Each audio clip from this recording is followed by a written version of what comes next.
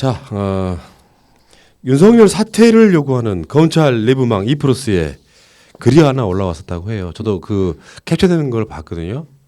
그러니까 윤석열 검찰의 이중성이랄까요?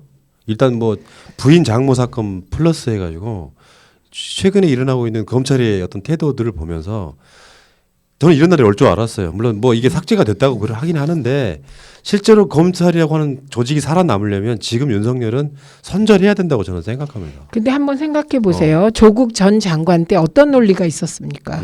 검찰 개혁을 추진하는 법무부 장관 아내가 이런 논란에 휩싸이면 되겠냐? 그 법무부 장관이 어떻게 법무부를 지휘하느냐?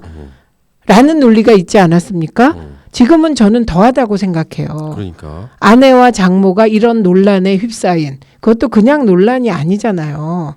예, 이런 논란에 휩싸인 사람이 공정과 법과 정의를 추구해야 되는 검찰을 지휘할 수 있겠습니까? 이게 똑같은 논리예요. 네. 그런데 왜 대다수 언론들은 조국 전 장관에 대하여 들이밀었던 그 잣대를 윤석열 총장에게는 그 잣대를 안 쓰십니까? 그러니까 이게 이제 검찰 내부의 자각이라고 보는데 네. 제가 예전에 그런 말씀 드린 적 있죠.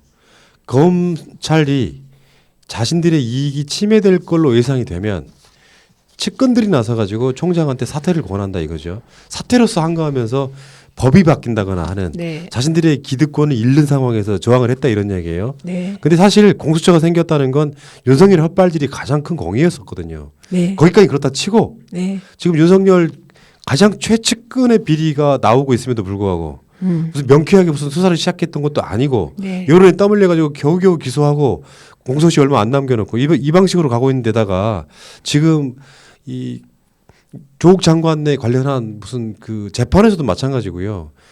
사실상 언론만 제대로 살아있다 그러면 지금 검찰은 해체 수준에 가야 됩니다.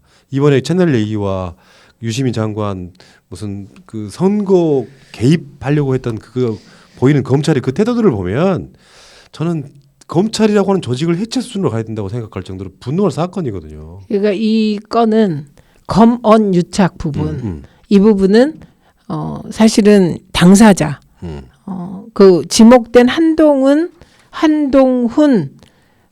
지검장이 고발해서 고소해서 진실을 밝혀야 된다고 생각합니다. 만약에 제가 당사자라면 억울해서 못 견딜 것 같아요. 저는. 예. 그래서 억울하면 수사해야 되잖아요. 그러면 당사자가 고소하면 이게 철저하게 더 수사가 됩니다. 그럼 당사자가 지금 누군지 아세요? 두 사람이에요. 한 명이 이철 대표, 예. 다른 한 명이 한동훈 검사입니다. 그러니까 이 둘 중에 한 명이 저는 빨리 고발해야 된다고 생각해요. 당사자가 고발하는 게 더 철저하게 수사를 하게 만든다고 합니다. 그게 제일 중요한 건데. 네, 네. 그러니까 억울하면 검찰도 네. 이동재 기자를 고소하고 그러니까요. 고발하고 네. 그런 방식으로 가야 된단 말이에요. 네. 채널 A도 억울하면 이동재를 어떤 식으로든지 아주 세게 징계하거나 네. 뭐 회사를 나가게 하거나 뭐 여러 가지 방법이 있어야 되는데 그러니까 일단 진상조사 한다는 거잖아요. 네. 근데 그 진상조사라는 게 되게 우리의 경험상 시간 벌기, 시간 끌기, 그렇죠. 예, 여러 가지 관심에서 붙여지지 사라지게 말라고. 하기. 예. 추미애 장관의 역할이 굉장히 중요해졌어요. 그래서 보면. 법무부가 감찰을 다시 하라고 했잖아요. 지금. 예, 검찰을 좀 야무지게 해야 될 필요가 있는 사안으로 봅니다. 자, 그건 그렇다 치고 그러면은 지금 이제 채널 A 같은 경우는 이제 고발하는 소속돼 있던 민원연에서도 지금 고발하려고 한다고 고발했습니다. 네. 검찰에. 예. 그러니까 협박죄로. 지금 연장되는 건 어떻게 할까요? 그 연장은 일단 이렇게 돼 있습니다. 4월 20일까지 법적으로 채널 A 재승인 여부를 결정 내야 돼요. 그럼 오늘이 4월 7일이니까 13일 남았잖아요. 예. 그러면 이 사이에 방통위가 취할 수 있는 조치는 방통위가 직접 조사권이 없습니다. 예. 그래서 수사권은 물론 없고요. 예. 그렇기 때문에 채널 A의 진상조사 결과를 경영진을 불러서 청취할 수 있습니다. 예, 그런 절차는 반드시 밟을 거라고 보고요. 그다음에 제가 생각하는 건 조건부 다른 점수가 다 충족된다고 하니 조건부 제어가 할 수 있다고 생각합니다. 총선 이후에. 그럼 조건이 어떤 것인가가 중요하죠. 예. 이 검언 유착, 그다음에 협박 취재, 표적 취재 의혹과 관련하여 만일 사측이 보고받거나 개입한 증거가 나오면 그런 조사 결과가 나오면 채널 A의 승인을 취소한다. 예. 이런 조건을 걸면 될 것 같습니다. 어떻게 보세요? 취소가 가능하다고 보세요? 만약 이게 이제 핵심은 그거예요. 이 윤리적인 문제, 이게 표적 취재잖아요. 정파적인 총선 개입 의도를 가진 이것에 채널 A의 책임자들이 데스크라든가 경영진의 핵심 인물이 보고받고 같이 의논하고 그랬다면, 즉 사적 개입 여부가 확인되면 저는 그 취소 사유라고 생각합니다. 그러니까 채널 A는 그러면 취소 안 당하기 위해서라도 이동재 기자에게 세게 징계를 한다거나 또는 그러니까 개인의 일탈로 몰아가기 위해서 쉽지는 않을 것 같아요. 근데 예, 그렇게 가는데 이 경우는 검찰이 수사를 해야 되는 겁니다. 빨리. 그래서 핸드폰 그 우리 좋아하는 포렌식. 핸드폰 잊어버렸다. 그래도 빨리 통화 기록은 수사하면 남아있어요. 통화 기록 나와 있습니다. 누구랑 통화했는지 통신사에 다 나옵니다. 남아있기 통신사에 있습니다. 근데 그 통신 기록이 일정 기간이 지나면 삭제되어 가거든요. 그러니까 빨리 수사하는 게 중요해요. 어쨌건 채널 A가 이제는 점유의 관심사가 됐네요. 네. 채널 A의 재승인이 취소되는 상황이 오면 뭐랄까 언론사들이 정신 차릴까요?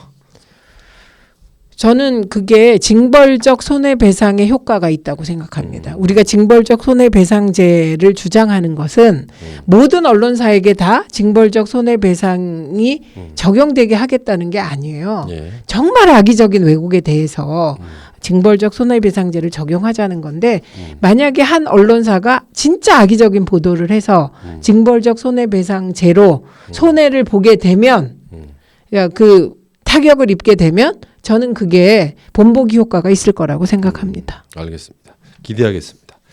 자, 마지막으로 하나만 더 할게요. 언론들이 김어준 공장장이죠. 네. 뉴스 공장에서 한 말이니까. 네. 공장장이 그 N번방의 공작이 될 수 있다. 그러니까 미래통합당이 지금 N번방 관련해 가지고 관련자가 우리 당에서 나온다면 즉각 뭐 어쩌고저쩌고 조치를 하겠다 이렇게 이야기를 했잖아요. 그 이야기를 꺼내니까 언론들이 일제히 저는 이해할 수 없는 게 그게 그런 반응이에요. 김어준의 성임지 감수성이 바닥을 드러냈다. 이게 어떤 논리로 그게 가능합니까? 논리 이거 논술 시험에서 이렇게 쓰면 이건 빵점이에요. 낙제입니다. 낙제. 그래서 이거는 근데 김어준 총수는요. 이렇게 얘기하고 나서 바로 오늘 그 버닝썬 사건 예. 연루자 김상교 씨가 그치. 나타나서 지금 기자회견을 했더라고요. 예, 그리고 또 뭐 무슨 뭐 정치인이 N번방에 뭐 관계돼 있는지 아닌지 모호하게 지금 계속 뭔가가 흘려지고 있거든요. 네. 그러니까 김어준 총수의 촉수가 대단하다. 네. 그거를 성인지 감수성으로 몰아가고 음모론으로 몰아가고. 그건 거꾸로죠. 그러니까- 거꾸로. 그러니까 이거는 이렇게 보시면 돼요. 네. 그게 사실이든 아니건 간에 네. 실제로 그런 공작들을 해왔던 세력이니까 네. 예방 차원에서라도 그런 이야기는 해볼 만한 이야기라고 생각이 들거든요. 네.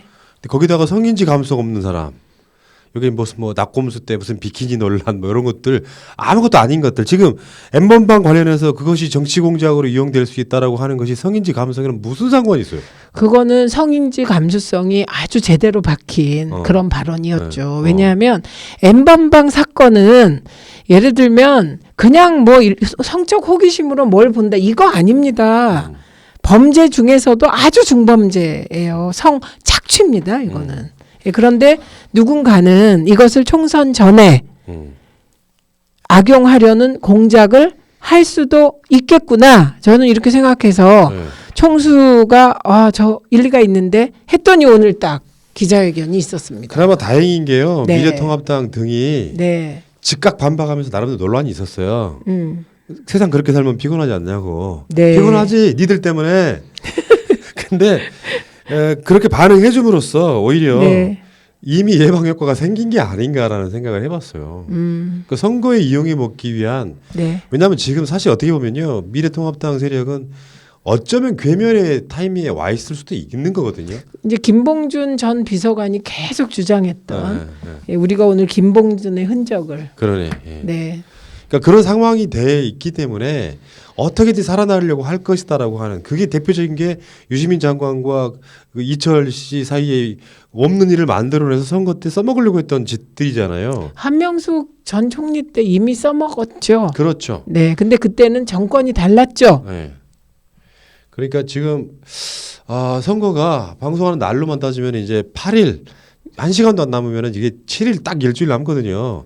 일주일 사이에 무슨 일이 벌어질지 모르는데 제가 초반에 말씀드린 것처럼 유선 30%가 넘는 여론조사들을 가지고 나경원이 이겼다, 뭐 황교안이 따라가고 있다, 뭐 김연아가 이기고 있다라는 것을 공표 기간인 9일부터는 공표가 그러니까 금지되니까 8일까지는 공표가 그러니까 지금 네, 날짜로만 따지면은 8일. 9일부터는 공표가 금지되거든요. 네, 8일까지만. 그러니까 직전까지 여론조사를 갖고 얼마나 울겨먹을 거예요. 네. 언론들 보면은 나경원 뭐 후보가 앞서는 여론조사도 있었다 이런 식으로 울겨먹을 거란 말이에요.